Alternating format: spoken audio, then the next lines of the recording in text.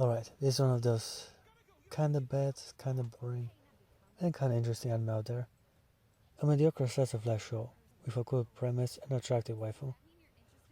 This show reminds me of the mid 2010s, with a lot of slice of life coming every season, as we now have Isekai, Dress Up Darling, Dagashi, or Don't Toy With Me, Miss Nagatoro, are all prime examples of anime with a cool premise and family characters, but no story or significant payoff, just a bunch of sketches which really rely heavily on the charisma and beauty of the waifus.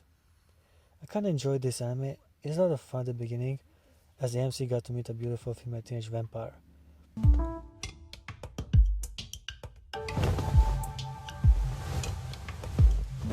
Never seen a futon. She kinda looks like Hotaru from Dagashi, especially when it comes to her easy-going personality and selfish interest in her art. Nazuna also reminds me of Kirari from Kakigurui, due to her haircut and white hair. Also her lips are very pronounced, not to mention her fingers are hot and feminine. They have a certain dangerous appeal, almost like claws of a succubus. Tell me, how does it feel to let go of yourself a bit? The story is rather simple. One random poor sod by the name of Ku, it's a very weird name, is wandering the city during night due to his insomnia. He meets a dubious looking girl while trying to buy beer. She persuades him to come to her place and sleep alongside her. Yeah, it's rather fishy, and I'm not only talking about her vagina. I don't do this in real life. Think about it. You can make a lot of mistakes and even get disease or end up as a drug addict. Who knows where this girl has been before. She might have some serious financial issues or health complications. It's not she's a vampire and bites his neck and feeds his blood. I guess all my words were for nothing. She seems to be a good normal girl after all. Yeah, I really enjoy the distress in Cole's voice as he realizes that his neck is bleeding.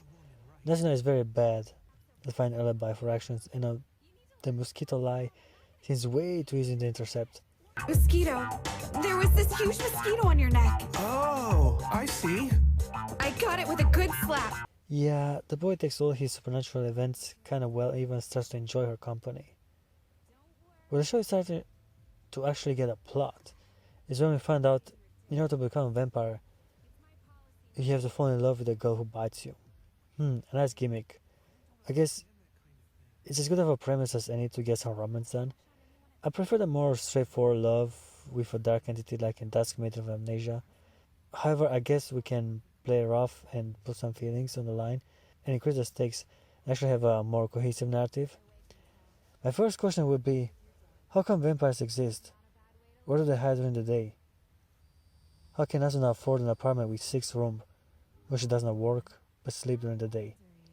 Yeah, we find out about her erotic massages, which apparently cost a fortune, but even so, I think she steals money from other things, as well as drinking their blood. Enjoying the night can cost a ton of money too. Please, I beg of you. I'll even compensate you for doing this job. What, really? Yeah, of course I will. So yeah, if vampires exist, so do werewolves. They are the arch enemies after all. So obviously the vampire angle is just a gimmick to keep things fresh. And what easy way to add more weight to a story other than adding some supernatural elements to deal with it. Also got to mention the opening song and the end soundtrack. The music is fine and all. I can see why people really liked it, but the part which really makes the opening shine are the clips and weird dances Nazuna does. She has charisma and a magnetic presence. It was a lot of fun to see this female vampire element where weird moves and creative set pieces design. The end song is the best. The color bursting from Nazuna represent her bright and eccentric personality alongside her dangerous but feminine charms. The end song also has her rearrange the city and be a goddess among men. I like how she's in control of her life and imposes her will on a world which is too small to contain her. It's a beautiful and intriguing metaphor, and a lot of brightness in those contrasting colors.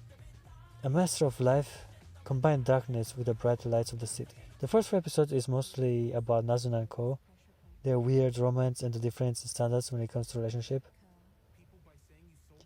Some words or action which may seem harmless for God damn it.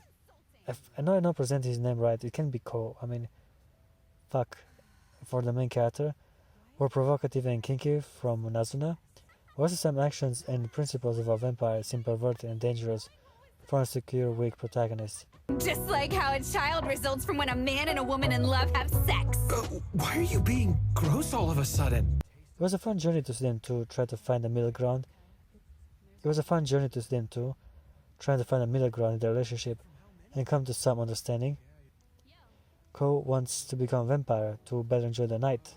School is boring for him and wasting time with Nazuna is a way better alternative than building a future and getting a higher education. We get occasional secondary characters to spice the story up and add some more information about the protagonist while expanding the lore of the show with some hot brunette bitches. Later in the anime we find out there are more vampire ladies waiting to suck some blood. One of them has a pointing surprise though. But that's not what I'm going to talk about right now, because now I'm going to talk about a blonde gal with ear piercings and a short miniskirt. She's the mean easygoing whore in every anime high school. Too bad she's not Gyaru with darker skin tone, who made for an amazing eye candy. We even get a bit of action as the new blonde girl is trying to steal the prey of a selfish-centered white-hair waifu. We have some blood spray on the screen and some harsh words exchange. What action? Yeah, while Ko enjoys the company of 5 new brunette female vampires, one of which is a joke, one of which has something to hide. We all offer to fuck his blood out. Yeah, boy. Too bad he's international alone and tries to commit to his love and relationship. Remember how I mentioned the message? Well, now Ko is also getting... Remember when I mentioned the massage? Well, now Ko is also getting one from Nazuna. She knows to be thorough with her pressure points and makes sure to make him feel happy and relaxed, while being ever so naughty to even kiss him at the end. I like it when the romance anime does not wait till the end of the series for some kissing. This is why Darling the Friend Exists was such a success, popular and beloved by the masses. Yeah, and Zero was the best waifu in the last decade. Not Rem or Yumiko Jabami, but Zero Two was the dominant force of the last few years. Now I have Machina. No worries, I will get to Chainsaw Man in one of my next videos. As I was saying, getting a kiss is a lot of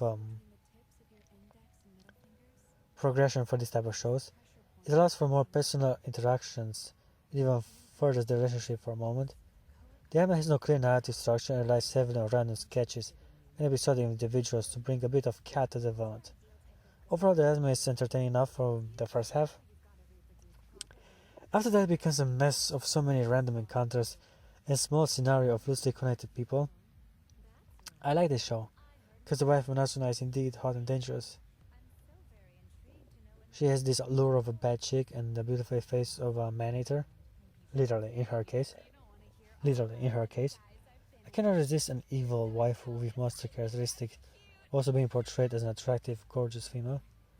What I don't like about the show is the weird, disjointed narrative and execution of otherwise cool premise. Call of the Night could have been a way more focused story with a clear goal and events purposely leading to a conclusion. However, the show falls short with mediocre and awkward sketches crammed together in a way to persuade the viewer into believing he's watching an epic tale of love, while getting by with the bare minimum of a proper romance. So the anime takes on a weird left turn and becomes a mess of events and a bunch of irrelevant, insignificant characters who bring nothing to the romance or to the progression of character development.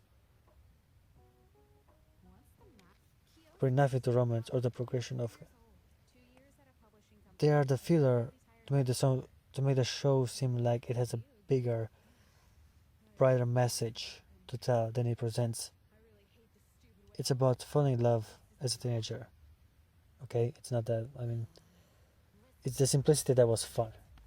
The vampire gimmick is to add a bit of mysticism. They introduce a best friend, a detective, and they reveal One of the girls is a dude. She has a dick. So a trap as well.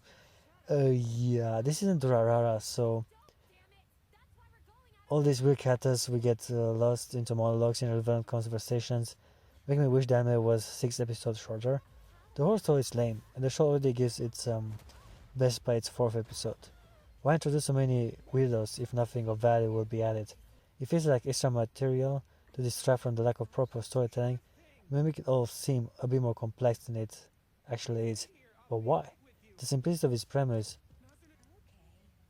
and Nazuna alone are good enough to make a pretty fun anime. Instead of focusing on the weirdness of their relationship or some creative vampire lore, the show just tries desperately to some grandiose and artistic, whereas its basic simplicity and colors, which made it interesting to begin with. Why is one of the key vampires made a dude?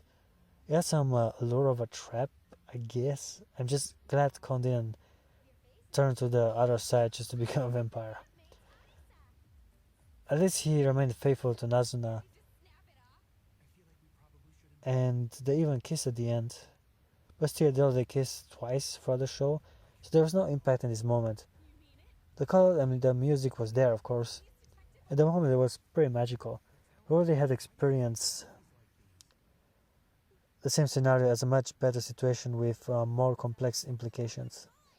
I give Call of the Night a 7.1 out of 10. It has a cool concept and a fine waifu in Nazuna. She's interesting and exotic, both in personality and body. However, the show is a disappointment due to its weak narrative, absent story structure, and abundance of irrelevant filler secondary characters who had little to no value in the overall plot.